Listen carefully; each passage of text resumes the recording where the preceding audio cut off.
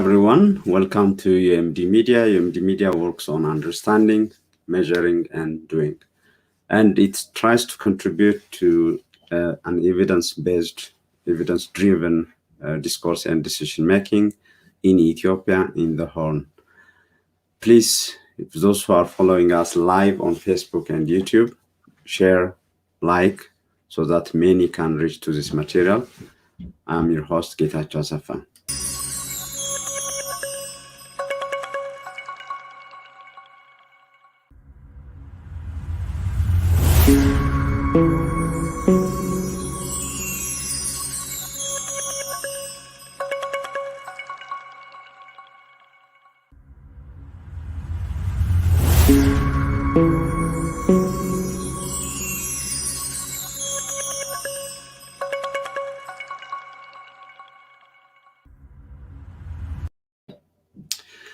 It's my great pleasure today to have William Davison to talk about reporting on Ethiopia, understanding issues and challenges.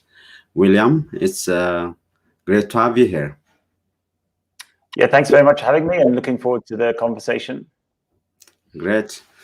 So reporting on Ethiopia, there is an implied notion that you are a better person, which that's why I chose this topic, given that you were in Ethiopia in different ways for a number of years now, I must say. But for those who are not following Will, you can follow him, very active on Twitter through this account. W Davison 10 is his handle here. Over, I can see 12,000 tweets. So that shows you're very active there. You have over 115,000 followers there as well. This is your Facebook. And is this a Lada taxi? No, that's my Land Cruiser, my old Land Cruiser. Okay, you know, I couldn't help but think of Lada taxi. Yeah, this is your Facebook, and you can see those who won't follow him. Check that this is the right one, the handle there down there. On Twitter, I'm on LinkedIn. You're not as active, but we can see that. This is yours. So with this introduction, is it 2010 your first time, or when were you in Ethiopia the first time? What did take you there? Actually, it was 2008, and I was a journalist in the UK, and I came out to Ethiopia in 2008. But I was not working in journalism other than in the local media. For Fortune, the Sub-Saharan Informer, and then also Capital newspaper, primarily as a copy editor. And then in 2010, I became the Bloomberg correspondent. So it was quite a step up. It was my first work in international journalism, really. But I got very intensively into that position, reporting on those years of the EPRDF after the 2010 election. Quite a lot of focus on the economic aspect, but then, you know, as we approach the 2015 election and with some of the high-profile arrests, increasingly on the politics, and then I did the Bloomberg job until 2017. I was a freelance journalist after that, based in Ethiopia. I was deported for the first time from Ethiopia between Haile Mariam's resignation and Abiy taking the premiership in 2018. I then set up Ethiopia Insight website in 2018. And then I took my current full-time position, and I'm speaking in that position today, and that is as Ethiopia Senior Analyst for the International Crisis Group. That was in April 2019, I believe. And I returned, visited Ethiopia on research trips in 2019, started producing reports on the Sidama referendum, the Amhara-Tigray situation, did some research on that. And then I returned to Ethiopia to live there at the beginning of last year in 2020, but then unfortunately was deported again a few weeks after the war broke out in November of last year. And I've since been working remotely in my capacity as Ethiopia senior analyst. So just a couple of things about my social media. Twitter is essentially output in my capacity as senior analyst for International Crisis Group. It's almost entirely focused on that work. LinkedIn is rather inactive, and I would consider my Facebook page to be personal. And whilst it used to be quite political, I don't really use Facebook anymore. So really it's all about Twitter and in my capacity for International Crisis Group. Yes, I mean, that's important to, I think, emphasize that. Even if the topic will take us to journalism, all that, based on your experience, based on your first-hand knowledge of Ethiopia. And yeah, when I searched for William deported, it brings both the 2018 and the recent one. So the 2018 actually is, it's very hard maybe to say this was the leader who deported you. I mean, because it was March 15, I guess. So it's, I think Haile Mariam resigned in February, if I recall it well. And then Abiy came into power April 2nd, I guess. So maybe that's the reason, I think, specifically your recent deportation, you can also connect it to the first one. Is it hard? The whole topic is, we know there are a number of challenges everywhere, but what is your take on reporting on Ethiopia? We can, for example, start with what the CPJ and especially they are very good in tracking over their years where Ethiopia has been and so on. But I think since 2008, you can also be a personal witness on what the challenges are. So if you were to paint a big picture, an overview, what challenge do you see on reporting in Ethiopia? You can go to the past, you can connect it to today's Ethiopia. Sure, thanks, Getachew. Yeah, so I think in my experience, which obviously is a very limited experience, as in, you know, as a foreign correspondent, writing in English for an international audience, it has always seemed like a relatively tricky country to report on.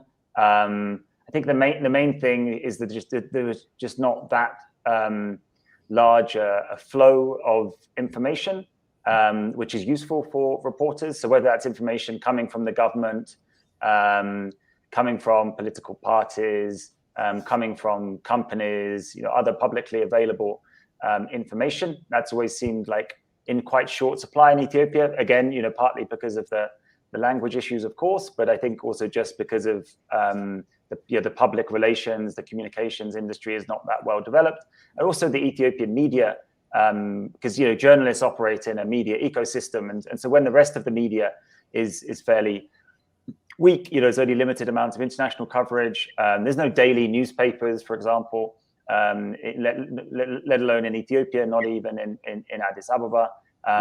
Large parts of the country will essentially go unreported until there is some major incident. So it's difficult, you know, it's difficult to access that information. And I think, you know, of course, on top of, you know, that sort of like the fact that there isn't well-developed sort of PR communications industry, there's also the fact that you know, people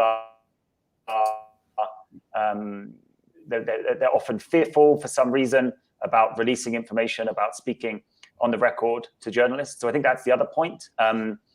You know, doing sort of positive economic stories about investments, ambitious economic targets, this type of thing. You know, it's possible to, in my capacity for Bloomberg, you know, to get plenty of interviews, but when you try and discuss more sensitive topics, officials will clam up.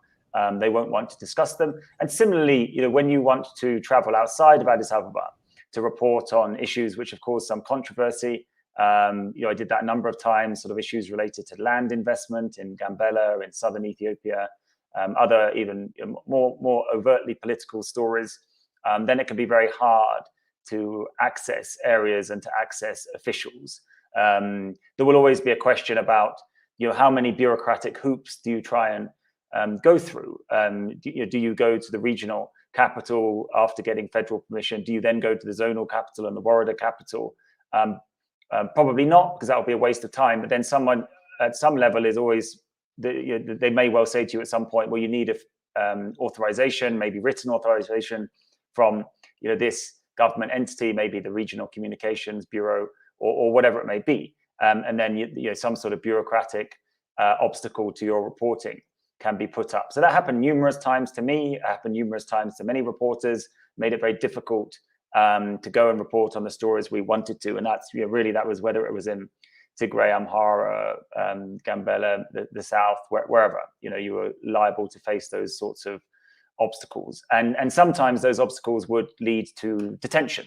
So officials, maybe local officials, maybe local police, maybe federal security officials, they would take some sort of objection to what you're doing, and they would detain you for a few hours as you were tasked with sort of providing some sort of permission, evidence of your permission, your right to be doing your profession. So even though you were in possession of a press card from the Federal Communication Affairs Office, again, officials at all sorts of levels were liable to question your authority. So I think over 10 times reporting over that period, sort of 2010 to 2017, or 2010 to 2018, I was detained 10 to 15 times. Very common experience for international and Ethiopian journalists, and there would be a process normally which would take a few hours to extricate yourself from detention, and then maybe you'd be allowed to proceed with your reporting, and maybe you would not. That's a very common occurrence, but just became increasingly likely to occur the more political the story was. So definitely during the Oromo protest period after 2015, but also covering stories in the South Omo, the sugar developments, also the Gambela land investments, highly sensitive subjects and very difficult to report on. And I think the final thing to always be clear about here is, it was a difficult, for the reasons stated, as a foreign journalist, but I always felt that my fate would be detention, a brief detention by the authorities, possibly ultimately deportation, but I did not face the same risks that Ethiopian journalists faced, which could be a lengthy prison sentence, of course, and physical abuse, and even sometimes worse. So it was difficult, but not excessively dangerous because I was a foreign national. This is even, when we look at the last 20 years, this is CPJ's numbers. I think it goes up sometimes at the high at 18 journalists imprisoned, including one, for example, here in the very dark red, killed. So like you said, it's very, very hard.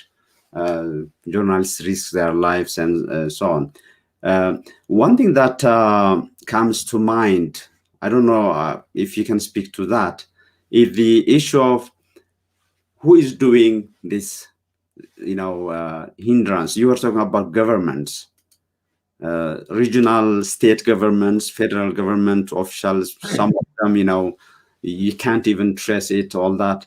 But what I see the last couple of years, maybe 3 years, because of the change that happened in April 2018, after the coming to power of Prime Minister Abiy, I see a shift in the other camp as well, in the elite camp.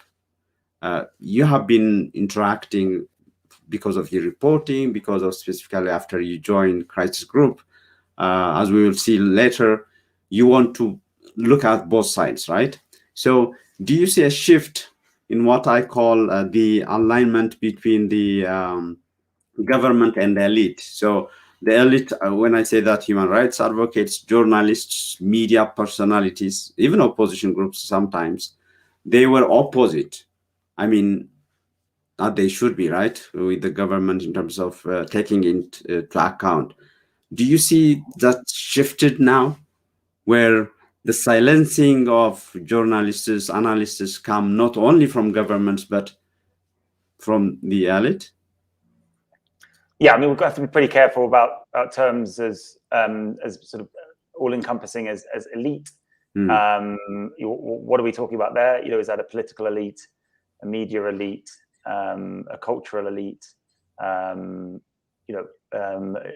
a particular group or community? I'm not so sure. I think maybe to sort of get to my I think my relevant reflections upon this.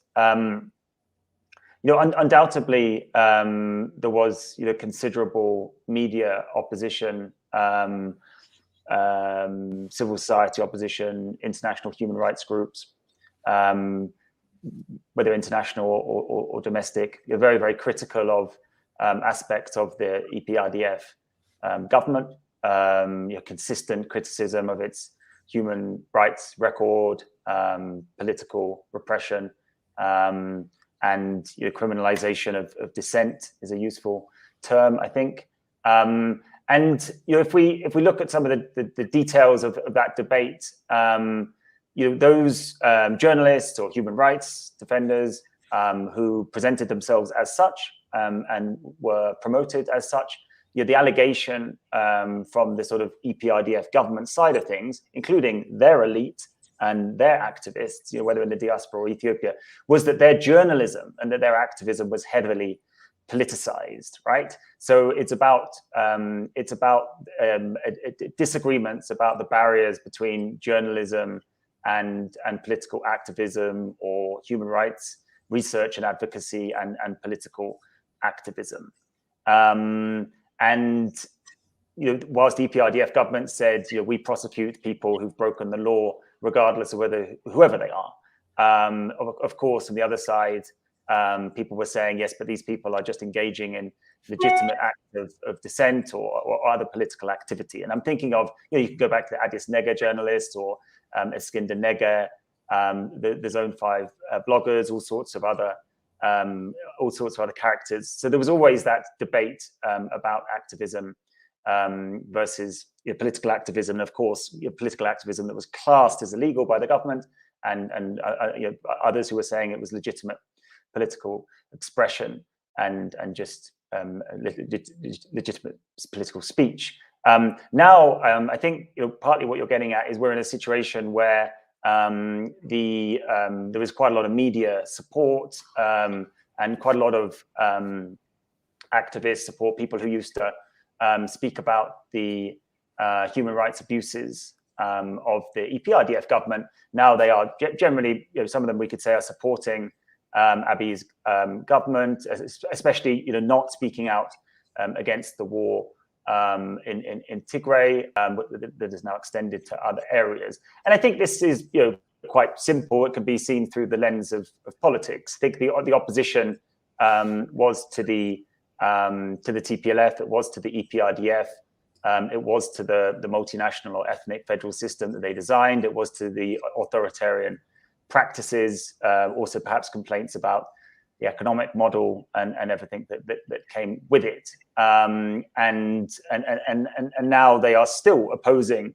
the TPLF, obviously in particular, but they're doing so from a position where they are supportive of the government, which is now broadly aligned with their politics.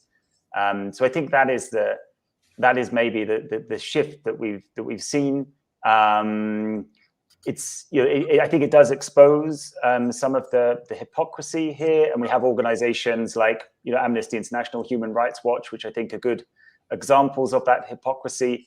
Obviously, when they used to produce reports using exactly the same methodology with the same type of people against the TPLF, EPRDF government, then those reports were promoted and treated as objective pieces of human rights reporting. Now that they produce reports which are critical of the Prosperity Party government and therefore act to, or at least are aligned with the TPLF position and in some ways support the sort of, the Tigray activist position, let's say. Well, now Amnesty and Human Rights Watch are simply tools of the neo-colonial West, if not mercenaries of the TPLF. those allegations are baseless, and in fact, again, it could be seen through the lens of politics. When the Amnesty and Human Rights Watch is supporting people's cause one way or another, then they are treated as objective and impartial with rigorous research methodology. When they go against people's politics, then suddenly that respect for the institutions and their methodology disappears.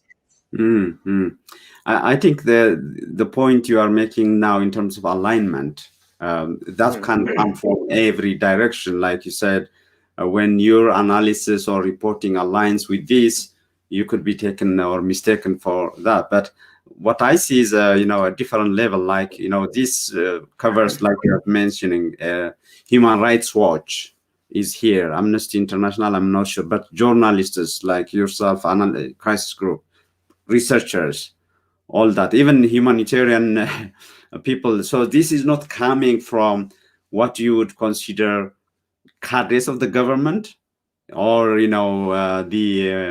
like you were mentioning, during the TPLF, EPRDF era, those who were supporting or maybe doing the same thing were just the cadres of the party. But this is, for example, one who was very active, just opposing, what the EPRDF was doing, a journalist, Ababa Galau. Actually, you just took it lightly, and you are adding to the humor. But my point is, how difficult is, specifically if it's a local journalist who would be having difficulty to defend herself in operating in this environment where the weapons are not only from the government but from the elite. That was the point. Are you hearing me, William? I think it's disconnected.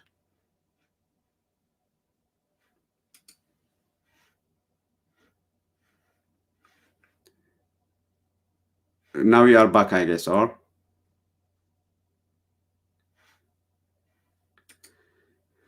Okay, those who are live with us on Facebook and YouTube, please share. I'm conversing with William Davison from Crisis Group on reporting on Ethiopia. Can you hear me now? Yes, sorry about that, Getachew. We just had a breakdown in the connection. I can hear you now. Do you want to just very quickly repeat the main focus of your question? Yeah, so the main focus is on the issue of the local journalists who cannot, have the luxury of being deported, operating in this hostile environment now, created not by the government only, but by the people who usually or claim, like we're mentioning, or were known for human rights activism, journalism, all that. So that was my question. If you can just briefly reflect on that. Well, I mean, yeah, obviously it creates a very, very difficult environment. I mean, I really think you should speak to local journalists about that. But it is difficult. I think so more generally, clearly we have a very polarized political scene. I think when I was reporting for Bloomberg, even then, you would do an economic report about hydropower investments, and people would say, oh, you're just you're parroting TPLF propaganda, but the TPLF would be happy. Then you'd do a story about human rights abuses, or a trial of some opposition politicians, and you would be accused of having an agenda, a sort of neoliberal agenda against the EPRDF government. So this polarization has been there for a while. I've experienced as a journalist. Obviously, many people do. I think when situations get as polarized as they are, when you enter a conflict situation, it becomes a sort of you're either with us or against us situation. Therefore, organizations like Crisis Group and many other media, many other journalists who do not take one side of the argument, they are liable to be criticized heavily by whoever they happen to be, whoever's agenda they do not happen to be conforming with perfectly. And again, this is particularly acute for local researchers, journalists, commentators. And I think it's notable since the start of the Tigray conflict, some of the more moderate voices, some of those who perhaps were not part of ethno-nationalist political parties or movements, but did understand, let's say, the ethno-nationalist grievance in Ethiopia, we could see some of those voices have simply just disappeared from the public sphere. And I think that's because of how intimidating the environment has got, how dangerous it is to be associated with the TPLF, to be seen to be saying anything which is in any way supportive or understanding or legitimizing the TPLF position. So people have just decided to go quiet. And I think that is an indication of just how difficult the political atmosphere is for local journalists and any others who are trying to take a non-partisan position here. Mm-hmm. Yeah. Now maybe let's take on the crisis group's methodology, right? So you are from crisis group, and you do field research. I think that's one of the core elements of your methodology. Given that you are now, deported since November 22nd, I guess, how are you reporting on? Because you do briefings, you do statements, you do the crisis watch, and I was looking at the recent reports. We'll maybe briefly talk about that. So, how are you compensating for the fact that you are not there? Well, I'm doing research remotely over the phone, and that isn't necessarily, it's non-ideal, of course. But I think, if we look at the situation in Ethiopia, it's obviously become hard for anyone to do research on the ground. So even if I was in Ethiopia, it would be hard, to get to plenty of relevant areas. But I do suffer from not being in Addis Ababa and having the face-to-face conversations that I want. So instead, lots of phone calls, obviously trying to speak to as many Ethiopian actors as possible, whether they are politicians or journalists or officials or activists, and then a broader range of people working in the humanitarian sector, diplomats, foreign officials, and that type of thing. So just constant process of remote research. But I think the big difficulty is again related to this polarization issue and the narratives and the labeling. It is a struggle to understand the perspective of the federal government and of the Prosperity Party government more generally. As far as I'm concerned, completely. There have been completely unfounded allegations against me of acting on behalf of the TPLF, including sort of ludicrous allegations of working as a mercenary. But what this has meant, along with the deportation, is it has become increasingly difficult to have constructive conversations with officials. Therefore, for me and for Crisis Group to be able to understand in detail with nuance what the federal and official perspective is, and therefore to be able to reflect it both publicly in our reports, but also in the private advocacy conversations I have with international organizations and foreign governments and this type of thing. So I think that is the big frustration. And again, that is, yes, it's a product of the deportation and the fact that I'm not physically in Ethiopia, but it's also just that difficulty of having a flow of information, and now in the circumstance we are in, of having constructive exchanges with those who have decided that you are not on their side of the argument. Mm-hmm. When you were deported, this was the statement from the CEO and Crisis Group president. So isn't it such sentence like, statements, the success of its once in a generation opportunity to transition, that kind of fuels or pushes Abiy and the government and its supporters that there is something that should be protected from people like you, from your group, from journalists, from, like we are mentioning, mercenaries, all that. So how objective can one go in terms of, saying this is a core problem? I know your focus, as we will see later, is the civilians. Your mandate is in terms of peaceful resolution to crisis, preventing them, all that. But there is an audience also who are following us, was asking, even from journalists' perspective, the rosy picture that was painted around Abiy's coming to power, is that something that might have pushed all this, still, insisting on this track? You can speak to, about other forces as well. Okay, I guess I'm not entirely clear on the question. You're talking about sort of an empowering of the prime minister and those around him because of support from international media and organizations like international. Even at the day you were deported, the crisis group is talking about this once in a generation opportunity transition. So this narrative, I think, has its own contribution. But you can reflect on that. Yeah, sure. I mean, I think an entity like Crisis Group, we're always trying to reflect all sides of a political disagreement or of a conflict, and that goes for any conflict which we are covering. I think naturally when you're trying to reflect both sides of an argument, you're also trying to speak to both sides. And I think some of the language and some of the phrasing that Crisis Group uses is to say, we understand your point of view. We understand that we understand what you are trying to do. We are not accusing you of bad intentions here, and then maybe we will come in later with some details saying, but the actions that you are taking, they do not conform to the principles you're expressing, and we do not think the actions that you are taking and the situation is leading to is going to help you achieve your objectives here. So ultimately, we are a conflict research, mediation, and resolution organization.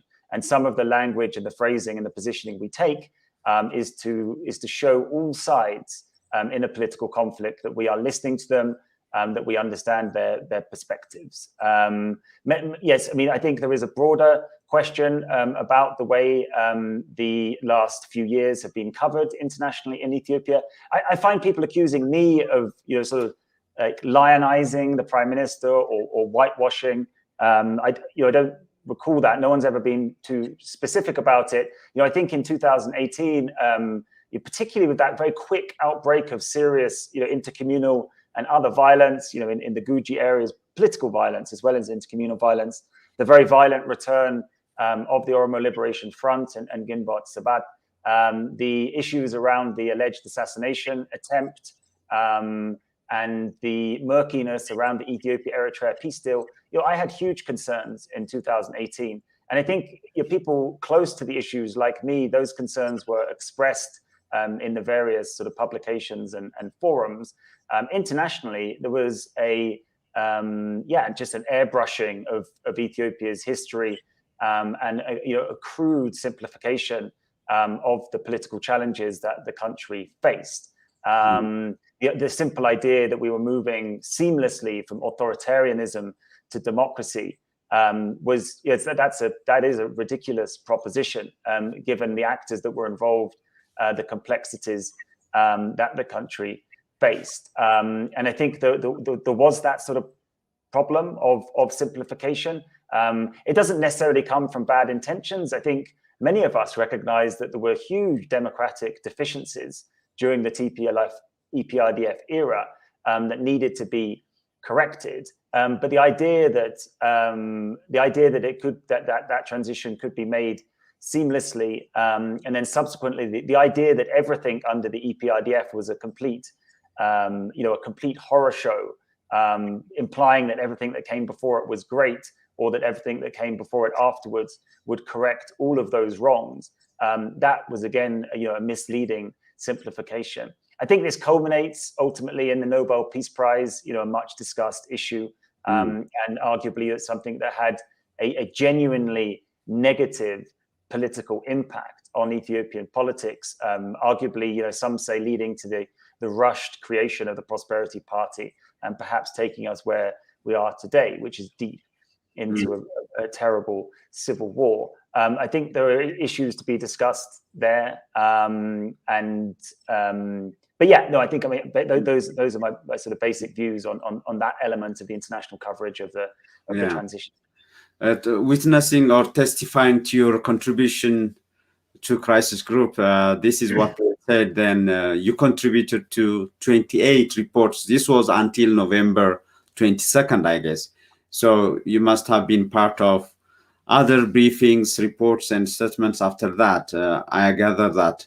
So do you see the momentum of now being outside of Ethiopia as well? That difficulty is there. But do you see things improving, or how do you rate? Because the 28 reports I gather start from April 2019, where you were there, you were mentioning about Guji and all that. So as an active contributor to these crisis group reports and statements, how do you see this played out over the last 10 months after your deportation? Oh, just a continual deterioration in the security, the political, and the economic conditions in Ethiopia. Obviously, with the focal point of that being the ongoing civil war, now obviously spread from Tigray into Afar and Amhara regions, a growing insurgency in Oromia, difficult economic conditions, a pretty unsatisfactory election process, although one which obviously returned a large majority for the incumbent, but no, just a continual deterioration, I'm afraid. And I think Crisis Group and many others have been pretty consistent in saying that the problem with this, one of the problems with this transition is that given the nature of the political disagreements that we have in Ethiopia, and that the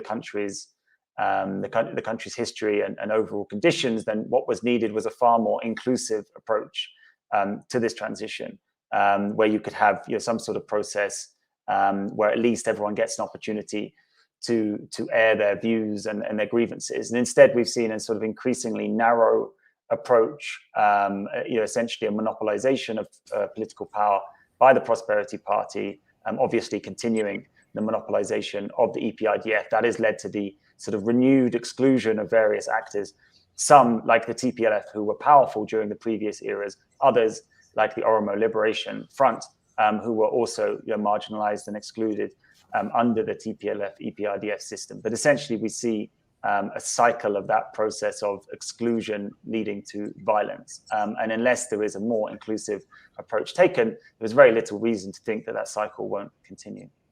Mm-hmm. On the point of focusing on civilians and the issue of preventing, I'm just wondering how much leverage does Crisis Group have on the preventing side? Because the resolving is complicated, as we can see, and even the powers, in Washington to London, they haven't been successful so far. We can speak to that. So on the prevention, not only in Ethiopia, I mean, in general, Crisis Group, what approach, what leverage does it have in preventing? Has it been successful? We wouldn't know unless, there are clear, vital signs to a crisis, right? So what is the leverage? Well, I guess leverage is a more complicated question, but the process is research and then analysis and then advocacy, both public and private advocacy, and so essentially trying to understand the situation, putting that together, and then offering our views on it, both to Ethiopian actors and international actors. I think that the concerns that have arisen during the Tigray war are very well known. I think Crisis Group made various suggestions for how possibly conflict could have been avoided last year. Some of those actions in the build-up to the war, even the holding of the election, we saw that as a major turning point, suggested that Tigray's government suspend the holding of the regional election if negotiations with the federal government could occur. We then suggested that the federal government delay some of the sort of punitive measures that it would take as they threatened to take the country closer to civil war. Obviously, after war broke out, we recommended that the parties try and come to discussions even after that. Ultimately, the descent into civil war is a breakdown of peaceful politics, and what Crisis Group has been saying is, however, and whatever the situation that is, the dynamics that are driving this, the reasons for the action, what is needed is a return to peaceful politics. Instead, what we've seen is a continuation of efforts to use military force to resolve that core political dispute. The power struggle, the dispute over the federation, the specific electoral constitutional disputes between Tigray's government and the federal government.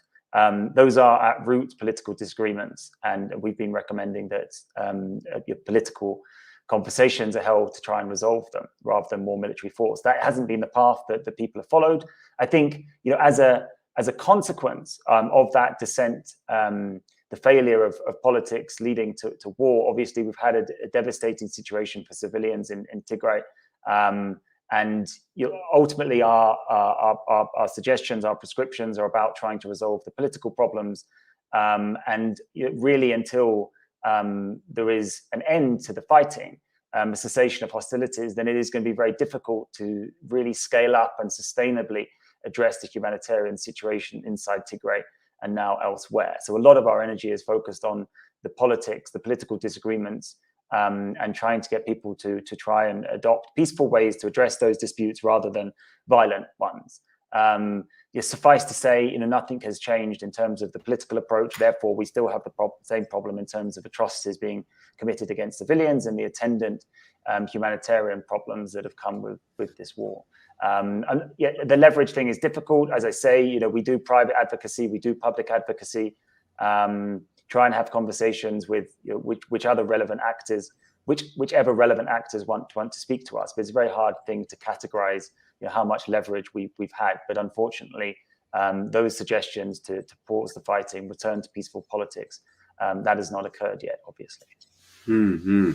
I think I like the fact that you work on both the ending the hostilities. This is a statement from the president in relation to your deportation, and the research part, the early warning system, if you can call that, the crisis watch, I think is an early warning kind of system or monitoring. So do you see this coming? I mean, I will come to what you urge the UN to do vis-a-vis the Ethiopian conflict and other conflicts around the world. But the explanation of perspectives is great. But for the civilians, that crisis group cares a lot based on the statements that we have. How do you see in the next weeks and months this play out in terms of negotiated solution, political means, through political means and so on? Because in your statement that we'll cover briefly, you talk about what failed so far.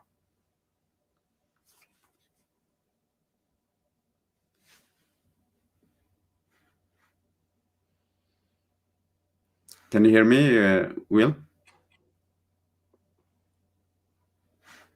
Okay, I think, yeah, let me just see.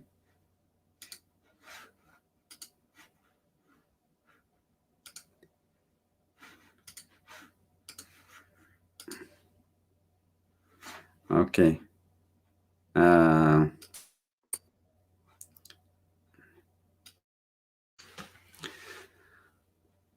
Okay, viewers, can you hear me? William doesn't seem to hear me.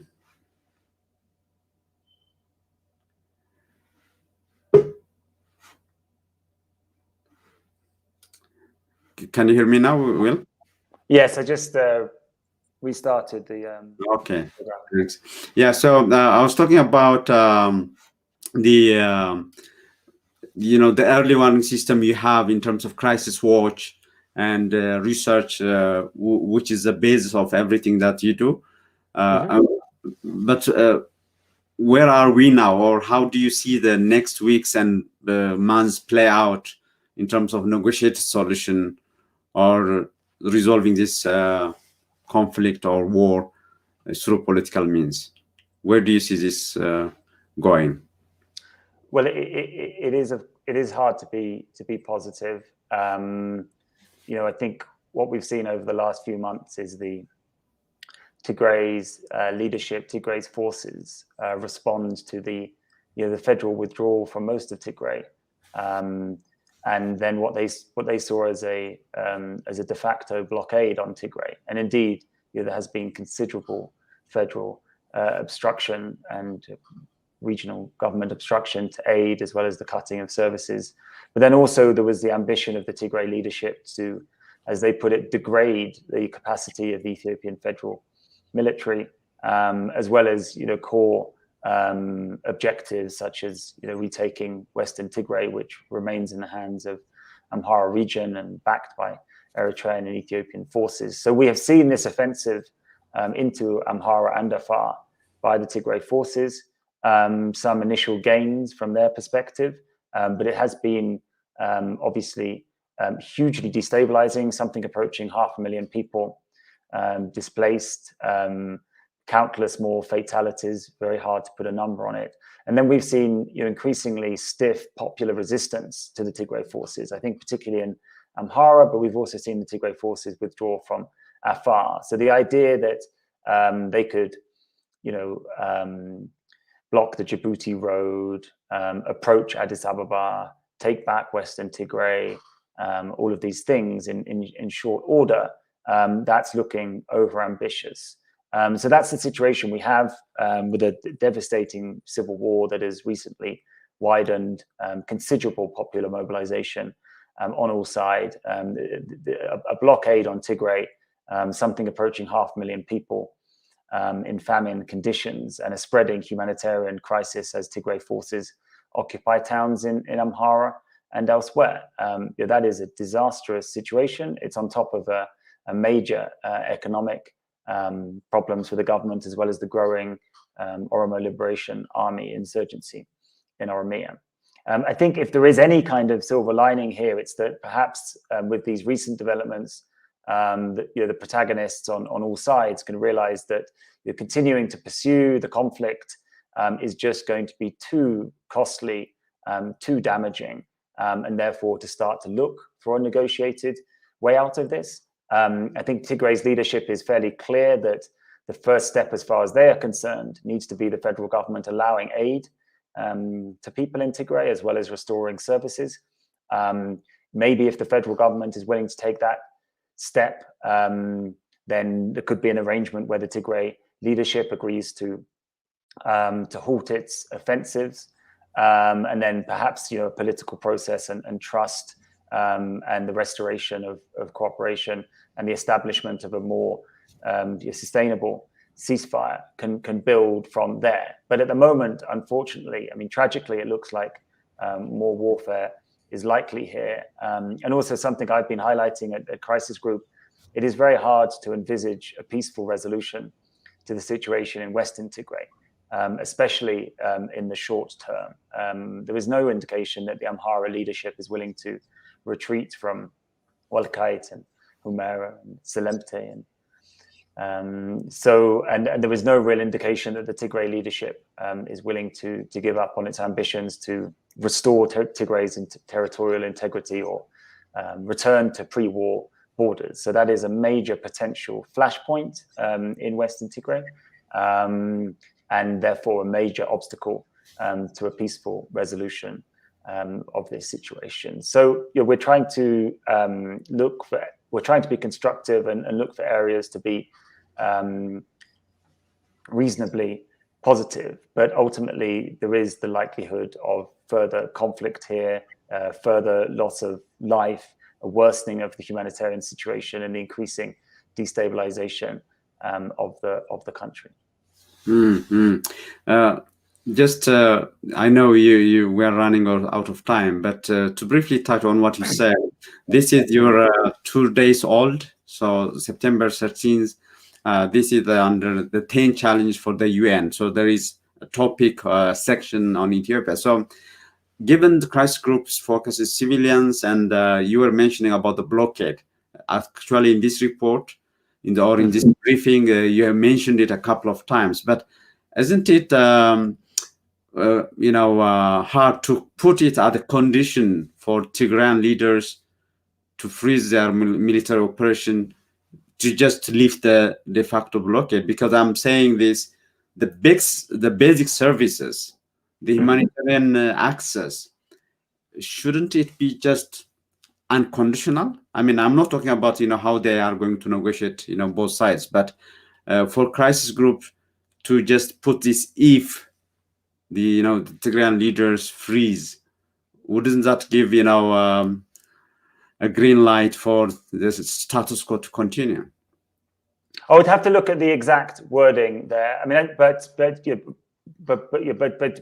comment a bit more generally, we're obviously, there's always a balance to be found between some sort of idealistic suggestion, but which isn't practical, and something more practical. It sounds like what we're focused on there is the reality of this political situation. I think if you go back to the crisis group statements immediately after the federal withdrawal, and in July, after the offensive got underway, you will see that we are quite explicit about the need for the federal government blockade on Tigray to be lifted, to allow humanitarian access. We're now into a situation where we're sort of entrenched in a new phase, where it is hard to imagine the federal government taking that necessary action, and therefore adhering to its commitments under international humanitarian law, because of the offensive and the sort of this latest phase of the war we are in. Ultimately, unless there is some kind of reciprocal action here, then I think civilians inside Tigray and elsewhere are going to suffer. So, of course, I understand the principles of what you're saying. We are certainly not advocating or encouraging the blockade and the switching off of services to Tigray, and that's something that we've been consistent on throughout. But the political reality is that unless there is some form of reciprocal action from the Tigray leadership, then we simply aren't going to get federal cooperation on those matters. So I think that is the rationale for the type of argument we have made there. But I don't have that particular report in front of me, and we probably haven't got the time to go into the sort of exact phrasing that we are using. There will be a new publication focused entirely on Tigray and that situation, which I will be the lead author on, that will be out in the next few weeks. And so there will be a more detailed explanation of our position in that. Yeah, I hear you. Actually, the reason I mentioned that question was because in your answer before that, you were clear that the humanitarian, the blockade should be lifted. So that statement was a kind of contradictory. So one point maybe that we should raise is what hasn't worked so far. So you mentioned about in that report. So you may not be the author. I'm just speaking, what crisis group thinks here. So you talk about both Addis Ababa and Meghalaya have so far been unresponsive to external diplomatic initiatives. We know for Addis it has been clear because they say it repeatedly. This is sovereignty. This is Ethiopian issue. So they were clear about that. I'm just wondering, if you have any insider information or reports that you gauged, was Tigray leadership saying no to any of these diplomatic initiatives?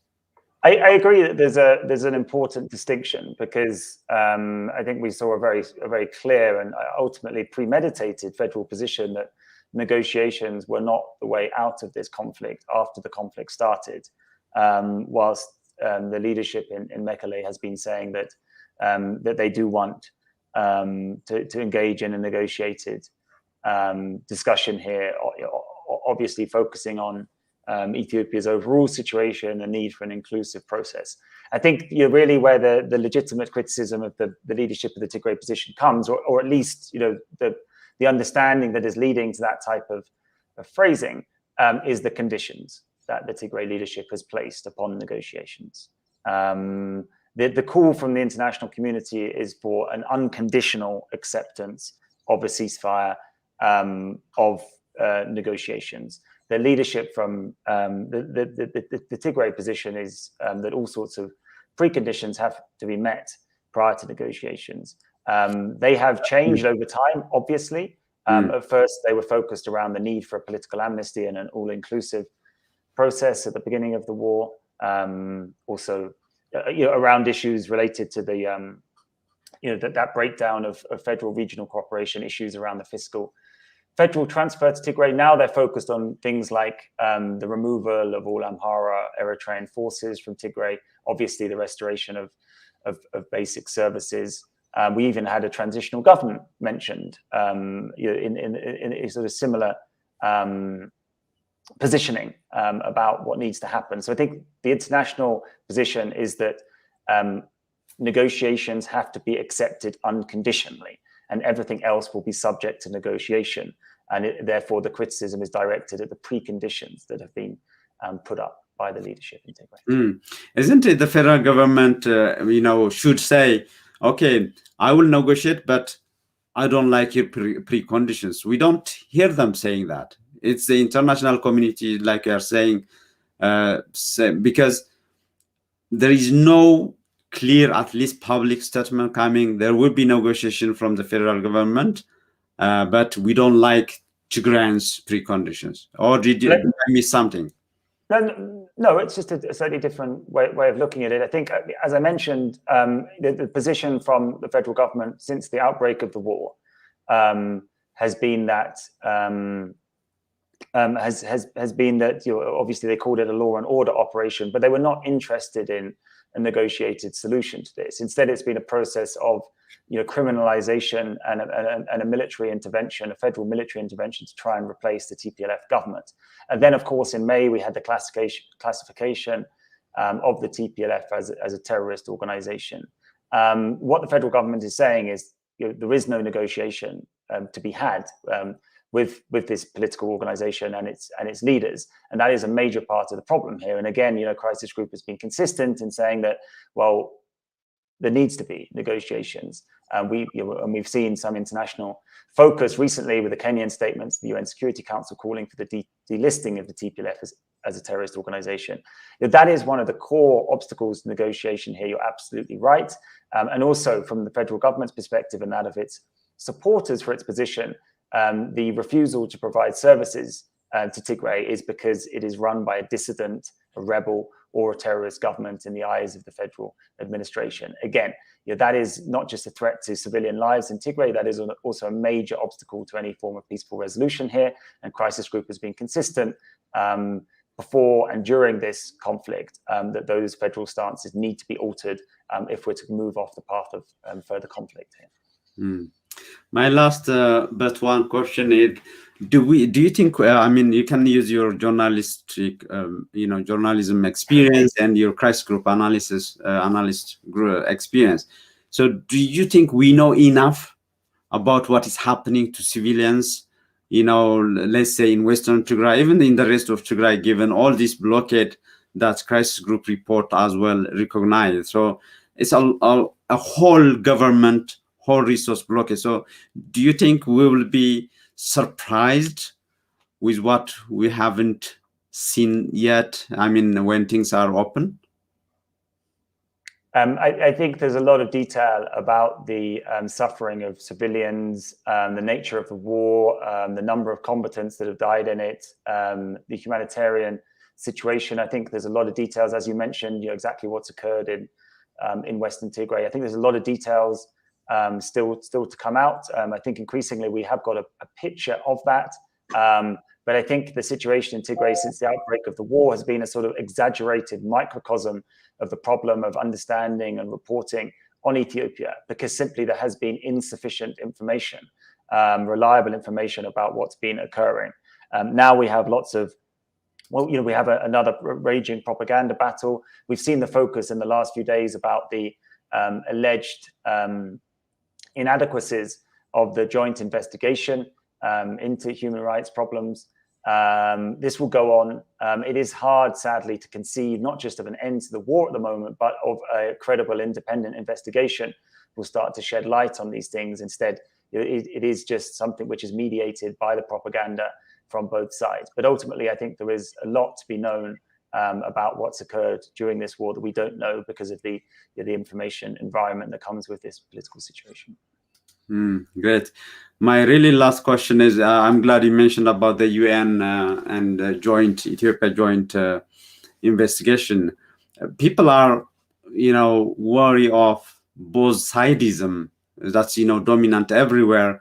For example, in that report, they said they didn't have access or they didn't go to Aksum and to my Debre Abbai, all that, where these massacres happened, but they also included Bahar Dar in the investigation. So the point is, do you see both sidism, risking, this is a general question, even crisis group analysis or, journalism in general.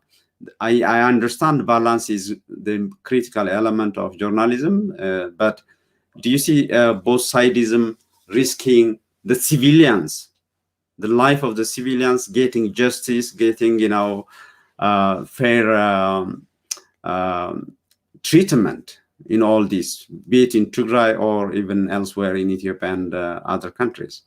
Well, I think what people see both sidism or false equivalence, I think that probably is something which becomes more prominent when people have difficulty being sure, being authoritative, getting access, getting the right information.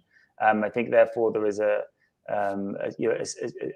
sort of cautionary approach to present both sides because you can't be exactly sure about what has occurred. I think that explains quite a lot of media coverage in this regard. I've explained about crisis groups' desire as part of its conflict mediation approach to speak to all sides, show that we understand the perspective of all sides in a conflict.